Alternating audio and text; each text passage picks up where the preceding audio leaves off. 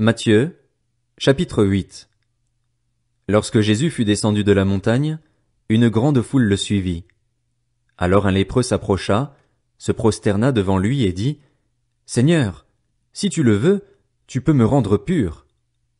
Jésus tendit la main, le toucha et dit, Je le veux, sois pur. Aussitôt il fut purifié de sa lèpre. Puis Jésus lui dit, Fais bien attention de n'en parler à personne, mais va te montrer aux prêtres et présente l'offrande que Moïse a prescrite, afin que cela leur serve de témoignage. Alors que Jésus entrait dans Capernaüm, un officier romain l'aborda et le supplia en disant, Seigneur, mon serviteur est couché à la maison, atteint de paralysie, et il souffre beaucoup.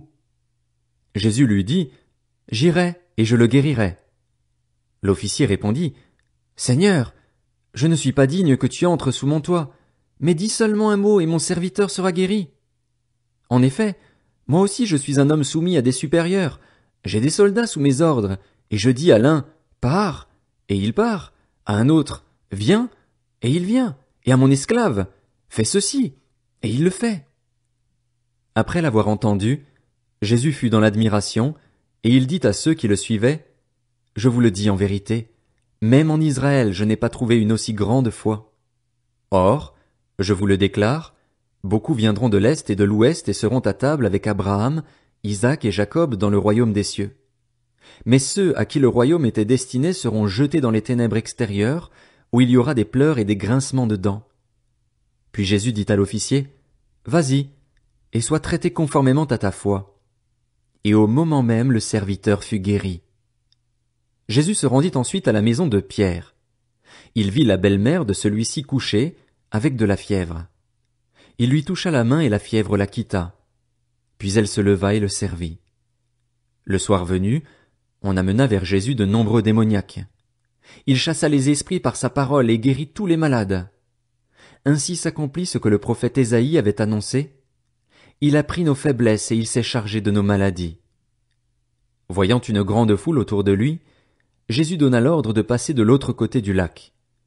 Un spécialiste de la loi s'approcha et lui dit, « Maître, je te suivrai partout où tu iras. » Jésus lui répondit, « Les renards ont des tanières et les oiseaux du ciel ont des nids, mais le Fils de l'homme n'a pas un endroit où il puisse reposer sa tête. » Un autre, parmi les disciples, lui dit, « Seigneur, permets-moi d'aller d'abord enterrer mon père. » Mais Jésus lui répondit, « Suis-moi et laisse les morts enterrer leurs morts. » Il monta dans la barque et ses disciples le suivirent. Soudain, il s'éleva sur le lac une si grande tempête que la barque était recouverte par les vagues. Et lui, il dormait. Les disciples s'approchèrent et le réveillèrent en disant, « Seigneur, sauve-nous, nous allons mourir. » Il leur dit, « Pourquoi êtes-vous si craintifs, homme de peu de foi ?» Alors il se leva, menaça les vents du lac et il y eut un grand calme. Ces hommes furent très étonnés et dirent, « Quel genre d'homme est-ce? Même les vents et la mer lui obéissent. » Lorsqu'il fut arrivé sur l'autre rive, dans le pays des Gadaréniens, 2 démoniaques qui sortaient des tombeaux vinrent à sa rencontre.